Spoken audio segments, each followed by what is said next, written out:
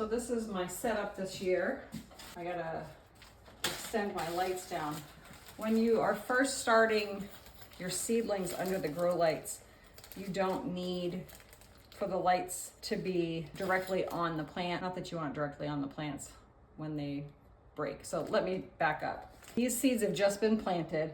I've put vermiculite and perlite on top of the seeds, primarily to minimize any mold or fungus growth on top of the soil mix because it is quite damp. What I did is I took probably, I would say 5 parts peat moss and then 1 part vermiculite, 1 part perlite. I mixed that all together. I soaked it in really hot water until when I squeezed it, a little bit of water came out, but the soil held together. And that's what's in the bottom portion. I planted my seeds on top, scruffed those into the soil, and then I topped it with that perlite and vermiculite. So these, I mean, each of these plants will germinate at a different time. Germinate is when the plant actually breaks through the seed, and then it'll break through the dirt.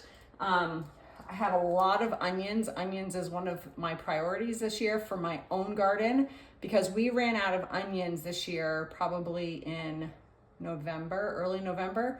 And I had probably close to 100 onions. Because I can so much, I used a lot of my onions in my canning. So this year, I am hoping to kind of probably quadruple that number if I can, and I won't do it in one planting alone. So I'll plant, I've started these onions now. They will live here in this space, in these same containers, probably until mid-March, at which point I'll put them out. Onions are cold hardy. They don't mind the cold, but the greenery shouldn't be getting damaged by frost. So what I'll do is I will cover these. I'll leave them open to the elements during the day, and then I'll cover them in the evening when it's going to get really, really cold. If we don't have danger of frost, then they will live out. But this is pretty much all onions with some pansies and some spinach. This is all for my personal garden. Over here, I've done my first planting of starts for my plant sale.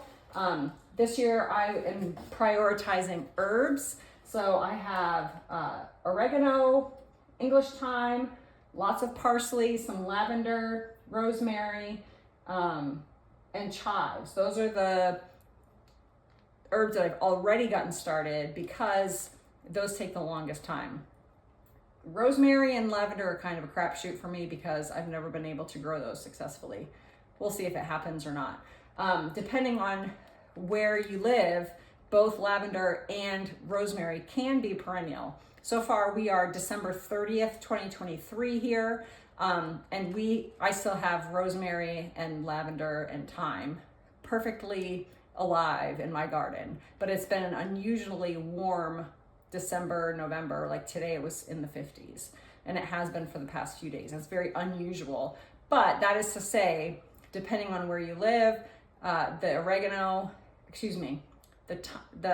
rosemary and the lavender can be perennial. And I've even had thyme live for more than one season. And then I have a lot of kale. I have curled kale, I have red Russian kale and lacinato kale, and I have some Swiss chard, a good bit of Swiss chard, and some collard greens as well. Those are primarily for selling in my plant sale because my family doesn't consume a tremendous amount of those types of greens. We eat more lettuce and spinach. My daughter loves Swiss chard, so that's something that we will grow in our garden, but really one plant feeds us. We don't need anything more than that. So a good bit of that will go to the plant sale. And then right now I have 8 blocks of broccoli overseeded. I'm hoping to plant a ton of broccoli this year. Again, my daughter is a major vegetable fiend. She loves fruit and vegetables, and broccoli is one of those vegetables that she especially loves, cooked and raw. So that's a winner for me because I can throw it in the freezer. My son eats it, my husband, everybody eats broccoli. So that's something that I want to prioritize that this year too. And we deal with a lot of bug damage here, caterpillar damage. but last year I was able to grow successfully both cauliflower and broccoli, again, because we had such a mild winter. I'm hoping this year to plant this in my raised bed garden, which is very close to my house, so that some of the radiant heat from the home will be close to that box. And I'm also going to build out my caterpillar tunnel over that raised bed to keep the heat in and also to keep the bugs out. So I'm getting a super early start on broccoli and cauliflower with the intention of putting them in that raised bed.